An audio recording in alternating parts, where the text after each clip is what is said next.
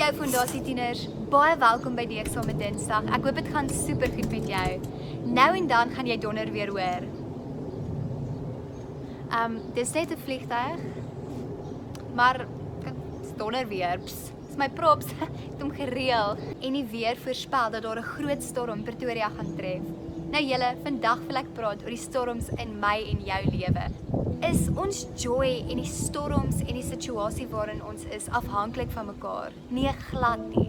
En in Johannes 15 praat die Here van Remain in me and I in you and you will bear much fruit. Apart from me you are nothing. Hy sê die heeltyd vir hulle, remain in me, bly in my. En dan sê hy in Johannes 15 vers 11, I have told you these things that you will be filled with joy. Yes, your joy will overflow. Die Here sê vir hulle, bly in my. Ek gaan in julle bly.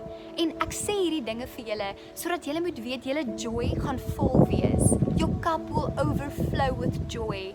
En dis vandag wat ek vir jou wil sê. Jy mag dalk in 'n moeilike situasie wees. Daar mag dalk erge storms in jou lewe wees.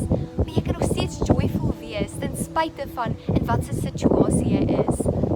Dit mag dalk reën en moeilik gaan, maar jy's altyd bly. Jy het altyd joy in jou hart. En ek praat nie nou dat jy, en dit beteken nie dat jy ooit hartseer gaan wees of nooit kwaad gaan wees nie of partykeer net down gaan wees nie, maar die feit dat jy aan die Here behoort, gaan altyd net in jou hart daai joy standvastig maak, dat ek is groter as die Here hier in my is groter as die dinge hier om my, en dit gee vir my soveel joy. Die Here, die Heilige Gees gee my soveel joy.